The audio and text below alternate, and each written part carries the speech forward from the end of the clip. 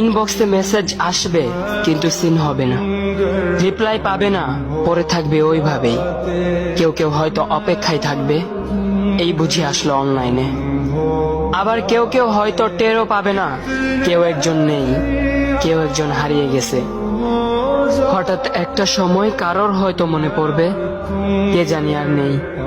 কষ্ট করে নামটা সার্চ করবে, পুরনো ভিডিওগুলো দেখবে আর ভাববে হুট করে কোথায় চলে গেল।